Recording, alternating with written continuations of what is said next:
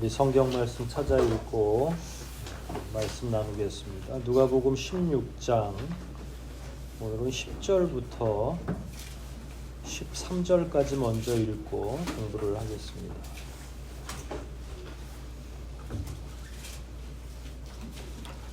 누가복음 16장 10절로 13절까지 말씀입니다.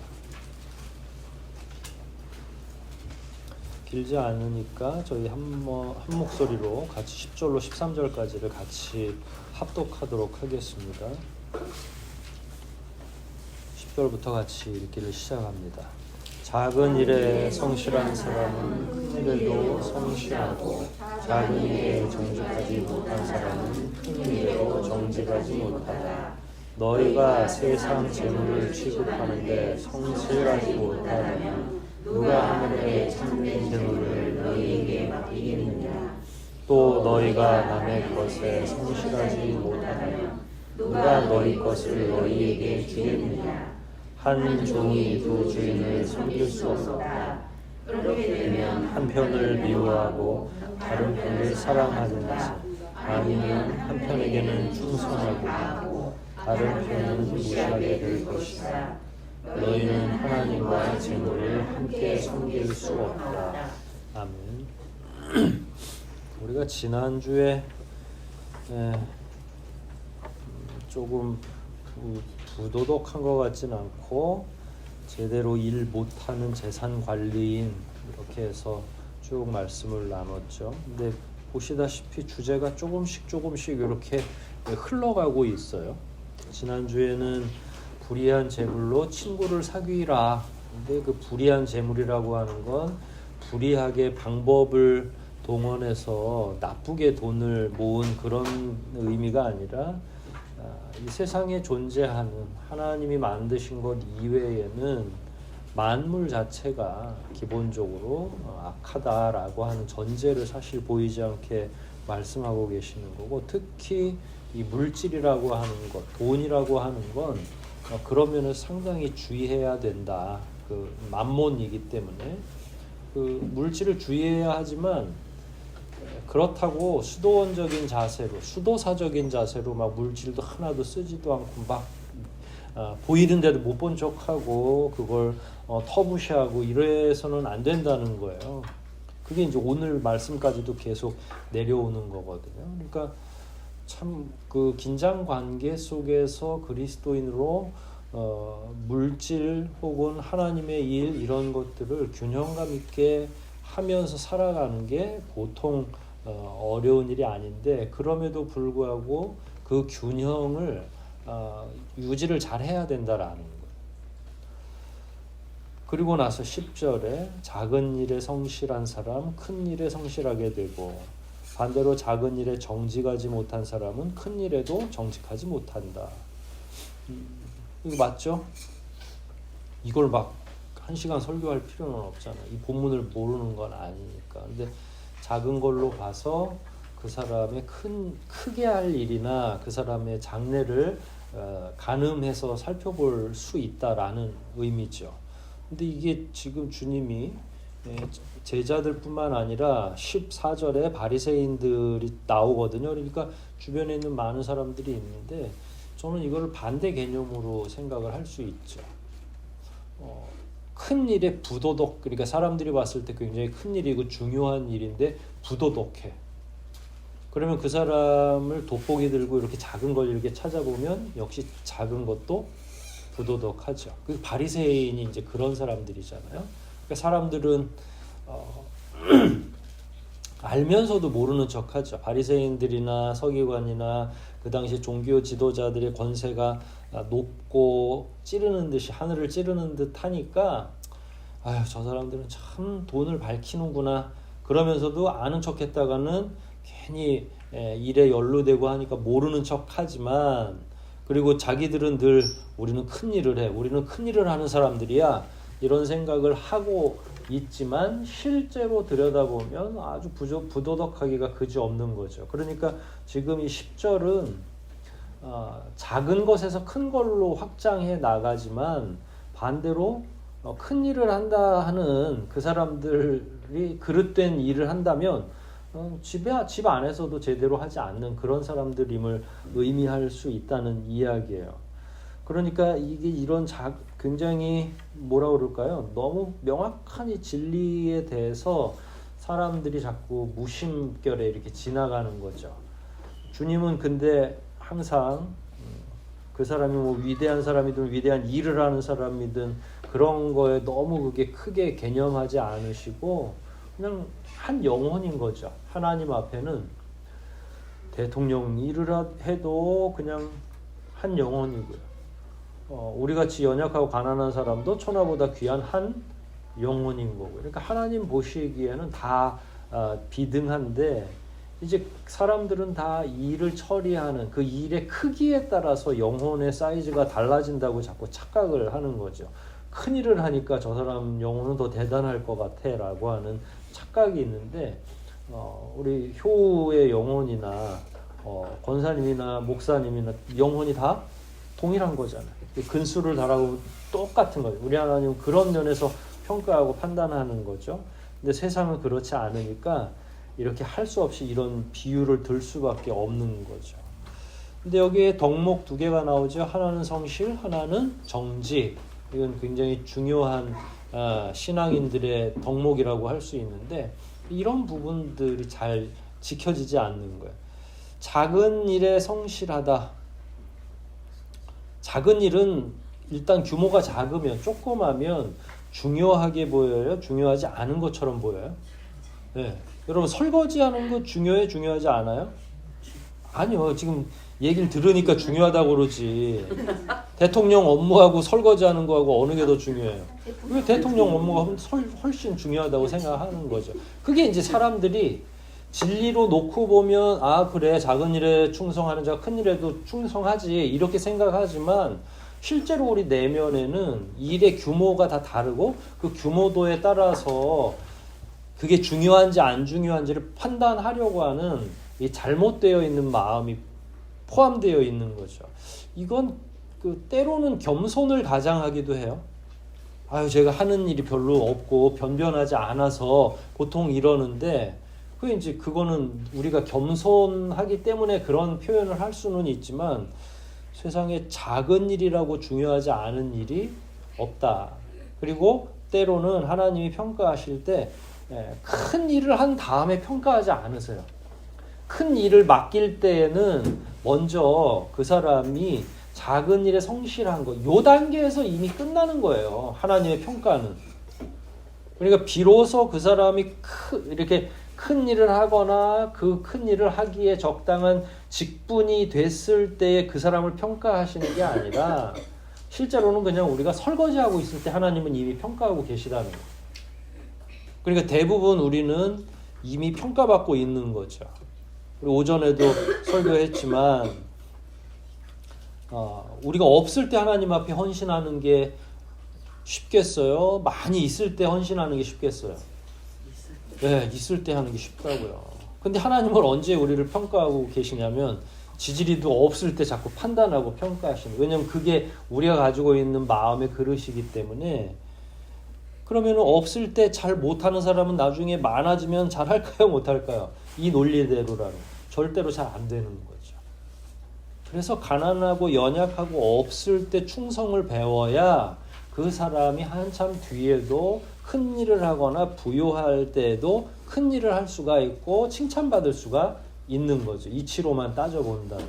그리고 공교롭게도 하나님은 항상 대통령이나 위대한 일을 하는 것처럼, 죄송해요 자꾸 대통령이라고 그랬어요. 제가 아는 직업 중에 제일 큰 일을 하는 거니까 이런 일을 하는 사람들의 그 성과를 보고 평가하지는 않으시는 거죠. 그랬으면 과부가 드리는 2렙돈을 칭찬할 리가 없죠. 그러니까 하나님은 이런 데 계시는 거예요. 이런 데서 연약한 자들이 하는 일들을 바라보고 계시고 평가하고 계시고. 그러니까 저하고 여러분은 자꾸 나중에 이러지 말고 이렇게 코딱지만한 교회에 있을 때 잘하는 게 굉장히 중요한 거죠.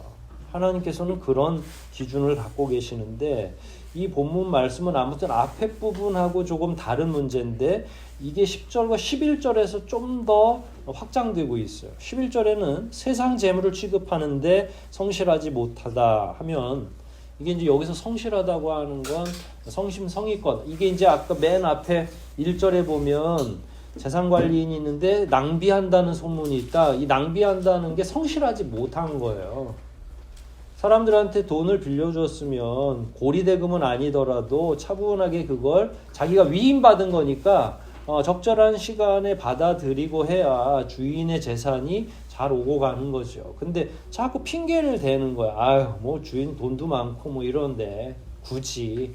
그런데 하나님은 이 원리를 가지고 항상 평가하니까 이 녀석은 저 작다고 저렇게 세상 재물이라고 해서 너무 편협하게 한다고 그러면 하나님 나라의 큰 일들을 맡기기가 쉽지 않다는 이야기예요. 그러니까 요 11절이 그래서 굉장히 어려운 거예요. 실제로 말은 편해도. 여러분, 세상 재물을 지혜롭게 관리하는 건 어디까지일까요? 이거 어려운 거죠. 그래서 그 예를 불의한 재물로 친구를 사귀라라고 하는 거예요. 그러니까 물질을 벌었어. 그럼 뭐 딴 거 고민하지 마시고 그 물질은 주로 친구를 사귀는 데 하라고 그랬으니까 여기서 우리가 친구 사귀는 걸 좀 다른 말로 하면 뭐겠어요? 그렇죠. 사람 영혼 구원하는 거. 그러니까 세상 물질 많이 벌어가지고 주로 어디다 써야 되냐면 전도인데, 그건 때로는 뭐 교회 오게 하는 것도 전도지만 구제하는 거. 꼭 교회 오라고 막 강조할 필요 없어요. 때가 되면 그런 사람들은 내가 성심성의껏 그 사람을 도와주면 그 사람이 언젠가 감동해서 오는 거잖아요. 그러니까 여러분들이 혹시 여유자금이 있거나 그러면 혹은 좀 더 많은 부를 하나님이 허락하신다고 하면 그걸로 친구를 사귀는 거죠. 근데 그게 훈련이 안 되면 전도하고 하는 문이 열리질 않아요. 그 원리가 11절이에요. 세상 재물을 제대로 취급하지 못하는데 어떻게 누군가의 영혼을 구원하는 그 일을 너희에게 맡기겠느냐. 그러니까 영혼 구원도 이 세상 이치를 따라 지혜롭게 사는 사람이 영혼 구원도 잘할 수 있다는 거예요. 그리고 작은 일, 큰 일을 대변해 놨잖아요. 세상 일은 큰 거예요, 작은 거예요? 세상 일과 하나님의 일이 어느 게 더 큰 거예요? 하나님의 일이 더 크잖아요. 그러니까 11절에 세상 재물을 취급하는 거, 그 다음에 하늘의 참된 재물, 규모가 다른 거예요.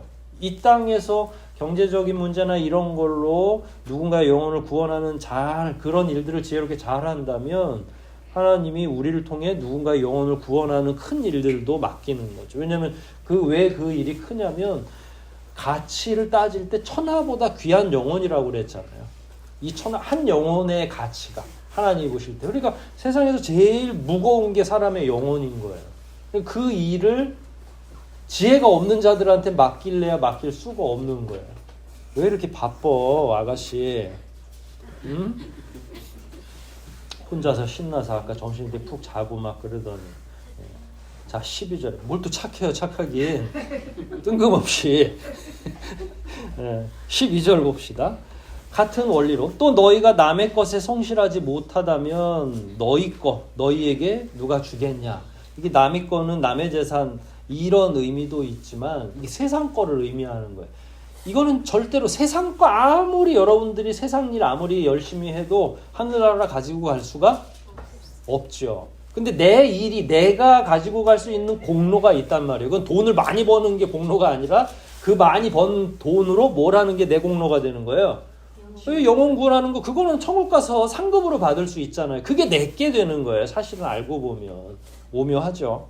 그러니까 남의 거 물질이든 그게 세상의 이치든 최선을 다해서 잘 지혜롭게, 그리고 그건 되게 작은 거고, 이런 일들을 제대로 한다 그러면 크고 위대한 일, 누군가 영혼을 구원하고 그게 결국은 내가 가져갈 수 있는 하나님 나라에서의 공로가 될 수 있는 그 일을 열어주시는 거죠. 누가 열어주셔요? 하나님이 열어주시는 거예요. 여러분, 우리가 전도에 열심이 없어서 열매가 안 맺히는 게 아니라 전도해야지 마음도 있고 열심도 있고 한데 안 돼. 왜 안 돼요? 성령께서, 하나님께서 그 문을, 전도의 문을, 누군가의 영혼을 구원해 줄 수 있는 그 문을 아직 안 열어주는 거예요. 그건 반대로 얘기하면 아직 뭐가 안 됐냐면 작은 일에 충성하지 못하고 있는 거예요. 준비가 안 되고 있는 이 세상 일에도 우리가 지혜롭지 못할 수도 있는 거죠. 요래서 요게 참 어떻게 해야 우리가 잘할 수 있을까. 근데 하나 딱 할 수 있는 건 작은 일에 성실하라고 그랬으니까 작은 일부터 사람들을 섬기는 일에 집중하기 시작하는 거죠. 우리가 만약에 지혜를 얻는다면. 그래서 사람들에게 친절을 베풀거나 사람들에게 권면을 하거나 이런 일들이 나중에 쌓이면 큰 일에 성실한 사람으로 되는 거고 그게 결국 하나님 나라로 옮겨가는 공로가 되지 않겠습니까? 여러분 특별히 돈이 없어도 전도 엄청나게 잘하는 사람들 많이 있죠. 한 해에 막 수십 명 전도하는 사람들이 있는 거예요. 그러니까 그런 사람들 보면 결국은 어떤 일이든 최선을 다해서 충성을 다할 때 하나님이 그 달란트를 쓰시는 거죠. 그 사람이 가지고 있는 재능을. 결정판이에요. 13절 같이 읽을게요. 13절입니다. 시작. 주 주인을 섬길 수는 없다. 그렇게 되면 한편을 미워하고 다른 편을 사랑하는가? 아니면 한편에게는 충성을 다하고 다른 편은 무시하게 될 것이다. 너희는 하나님과 재물을 함께 섬길 수 없다. 이게 이제 앞부분에서 제자들이 그러면 어떻게 해야 되나, 지금부터 돈 벌러 가야 되나, 이렇게 생각하고 있을 찰나인 것 같아요. 그래서 그건 아니다. 그러니까 이게 이제 하나하나를 다 말씀해 주신 거예요. 이렇게 하면 요게 걸리고 저렇게 하면 요게 걸리니까 주님께서 제자들을 향해서 야 그래도 이렇게 하면 이게 최종적인 건데 그러면 물질 때문에 물질을 인해서 큰일을 할 수 있다 그러니까 그럼 제자들은 솔깃하겠죠. 귀가. 그럼 우리 나가서 물고기를 다시 잡아야 되나? 내지는 뭐 부자 친구들을 사귀어서 내가 좀 뭔가 얻어가지고 그런 일을 해야 되나? 제자들도 머리가 있으니까 계속 뭔가 생각을 할 거잖아요. 그래서 주님이 뭐라고 얘기했냐면 앞에 부분도 너무 중요하고 우리가 주의해야 될 부분이지만 더 주의해야 될 근원적인 건 그렇게 해서 두 주인을 한 번에 섬길 수가 없다. 그러니까 물질도 섬겨야 되고 하나님도 섬겨야 되는데 근데 여기서 제일 핵심적인 것 하나가 물질이 우리의 주인이 될 수 있다는 거예요. 13절의 맨 마지막에 너희는 하나님과 재물을 함께 섬길 수 없다고 그랬잖아요. 그러니까 재물도 자칫하면 뭐의 대상이 되는 거예요? 섬김의 대상이 되는 거죠. 그래서 만몬이 신이고 우상이고 인격을 가지고 있다고 생각하는 거예요. 이게 돈이라고 하는 게 완전히 생명체가 없는 것처럼 보여지지만 거기 절한다는 거예요. 사람들이 보이지 않게 그걸 경배한다는 거예요. 그러니까 주님이 그걸 이야기하고 계시는 거죠. 둘은 겸해서 섬길 수가 없어.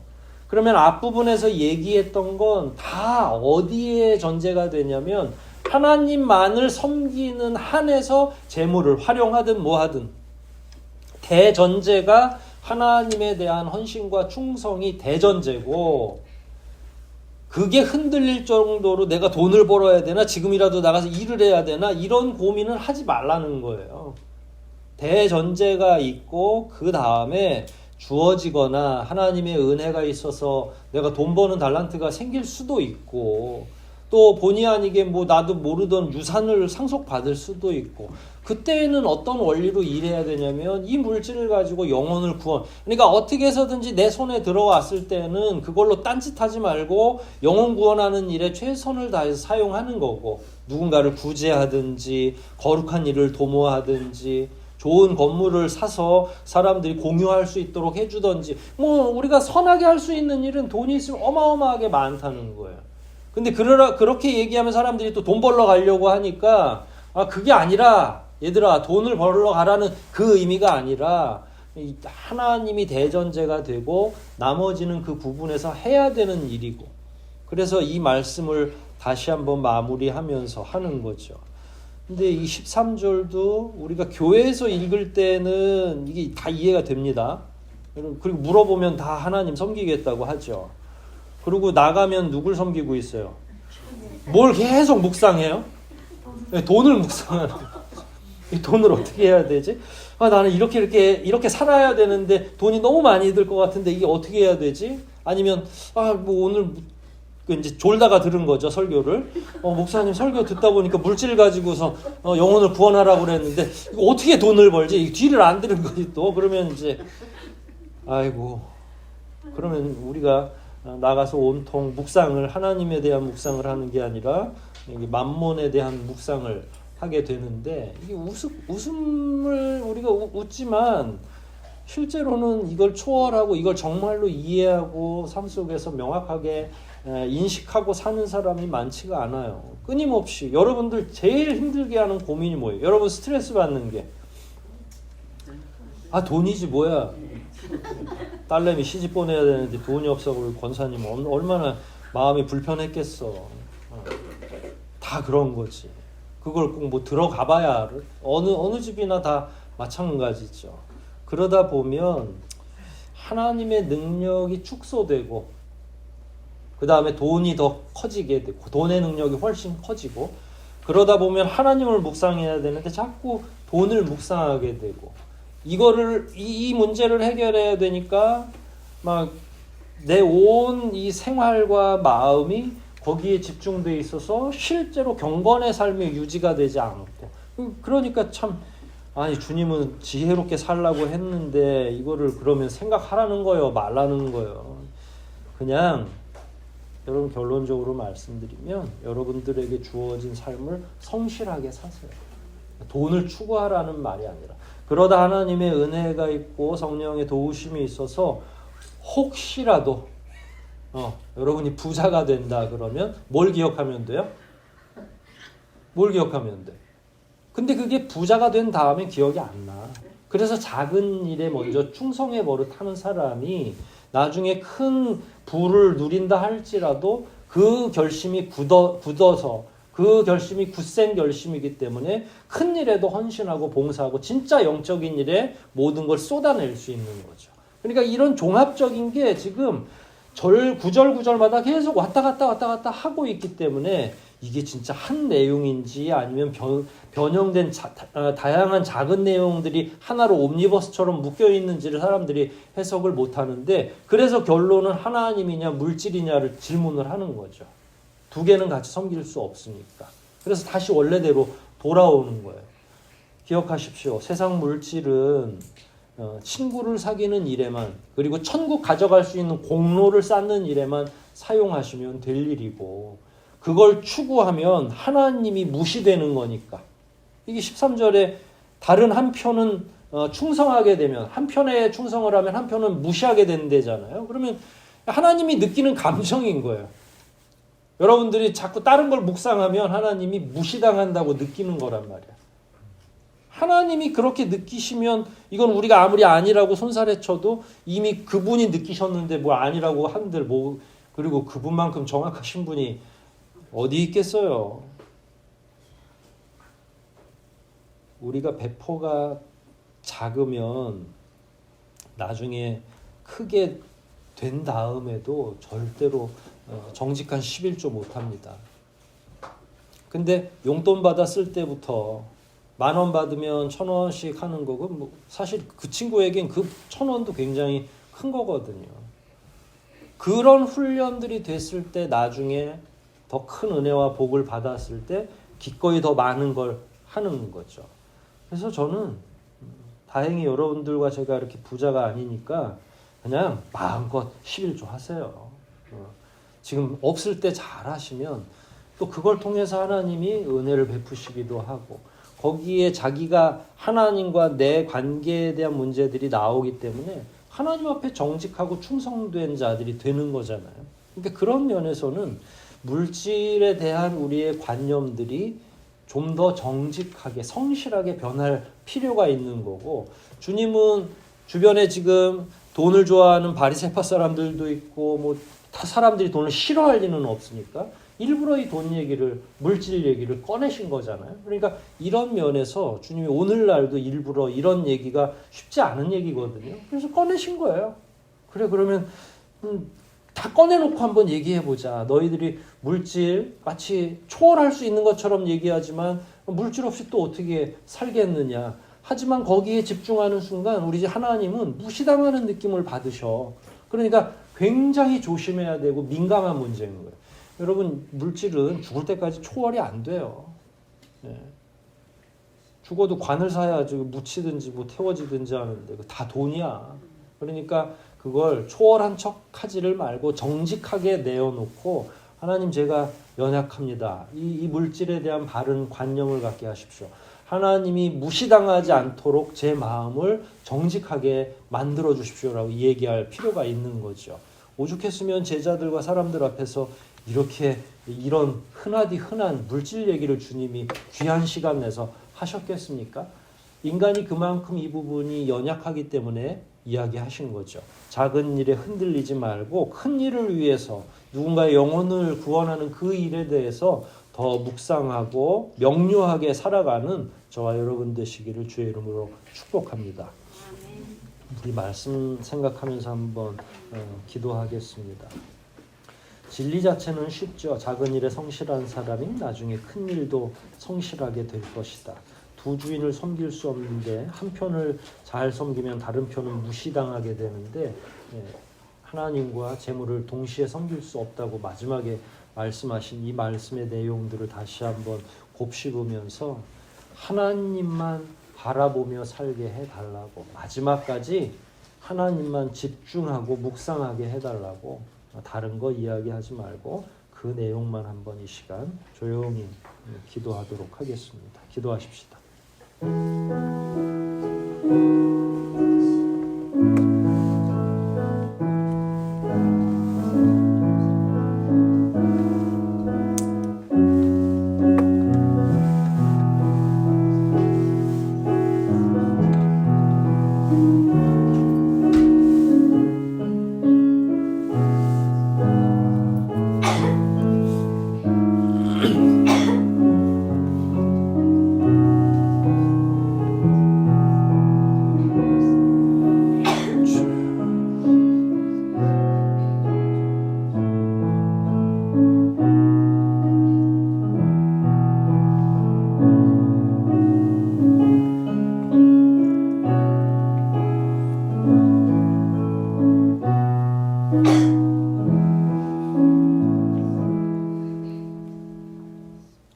하나님 아버지 감사합니다. 귀한 은혜로 저희들이 오늘날까지 하나님을 섬기며 살 수 있도록 은혜를 베풀어 주신 것 참으로 감사를 드립니다. 저희들이 믿음이 있지만 그럼에도 불구하고 성경적인 가치관이 때로는 흔들리기도 하고 어느 것이 옳은지 잘 몰라서 우왕좌왕할 때도 있습니다.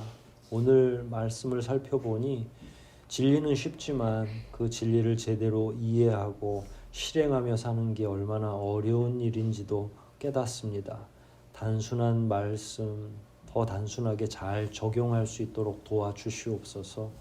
작은 일에 성실한 자들에게 하늘의 큰 비밀한 일들을 맡기시는 하나님이신 것을 잘 기억하여 이 땅에서 우리가 소용하게 되는 많은 물질들 하늘을 위해 사용할 수 있도록 도와주시고 누군가의 영혼을 구원하는 일에 사용할 수 있도록 도와주시고 그리하여 그 충성을 받으시는 아버지께서 저희를 착하고 충성된 종으로 인정할 수 있는 귀한 은혜를 베풀어 주시옵소서.